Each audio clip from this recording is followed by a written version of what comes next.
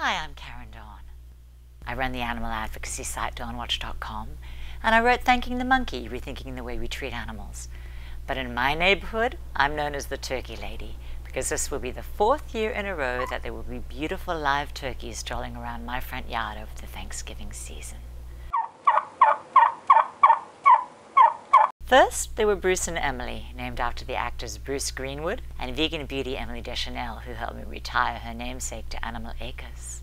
Next, there were Monty and Marsha. Marsha did her best to support the reputation turkeys have for being testy. Hi. Oh, look. Oh! But Monty was the smartest and most sociable animal I ever met. Wherever we were is where Monty wanted to be, especially in the midst of parties. Monty might be the only turkey on the Getty Images celebrity photo site. He gobbles when you call his name. Monty! Now he spends his days entertaining children at the Gentle Barn in Santa Cruz. 1, 2, 3, Monty! Last year's Ellen and Portia, named for the vegan ambassadors Ellen DeGeneres and Portia de Rossi, are the sweetest and cuddliest little gals you'll ever meet. My love affair with turkeys began years ago when I visited the Poplar Spring Farm Animal Sanctuary and fell in love with Olivia. You're actually watching me here more recently with Opal at Poplar Spring. I was so surprised to learn that turkeys love to be petted and cuddled. Unfortunately, I was even more surprised when I learned about the conditions in which Olivia had been raised, and learned that the Animal Welfare Act, which regulates humane housing, does not cover any animal who will be used for food. I learned that her toes had been cut off and the end of her beak had been seared off, because animal cruelty laws exempt any practice considered standard, and indeed those practices are standard on factory farms where the birds are crammed in so close their claws and beaks will injure each other's lucrative flesh. I soon also learned that our federal humane slaughter laws exempt birds, who are about 95% of the animals slaughtered for food in this country. So turkeys are thrown around, often with their bones breaking. Then they're shackled onto conveyor belts, fully conscious, where their throats are slit. Once you've spent time with a turkey and found out how sweet and affectionate they can be, it's hard to believe that it's legal to treat them that way.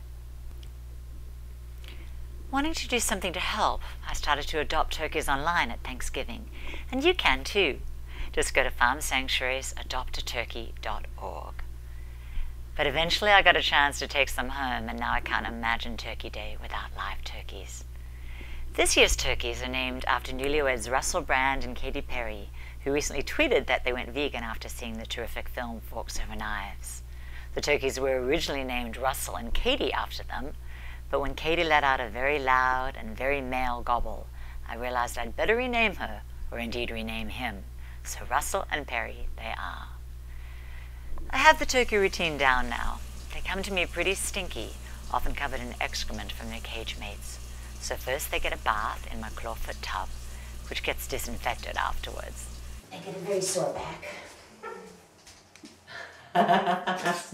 Then they get a blow dry, which they seem to love.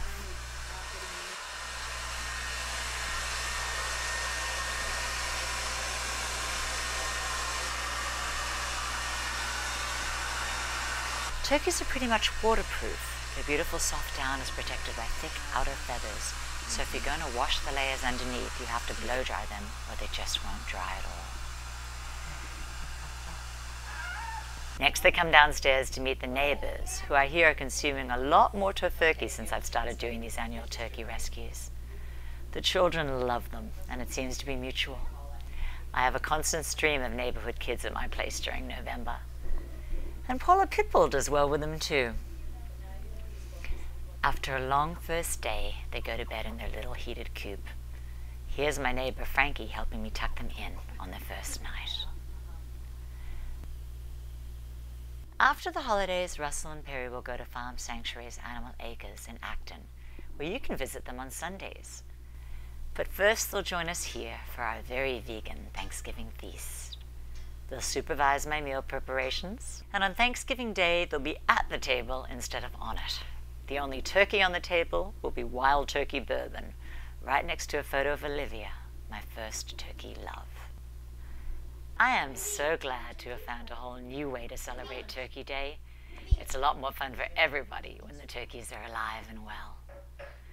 I think my neighbor Frankie said it simplest and best. Turkeys are nice.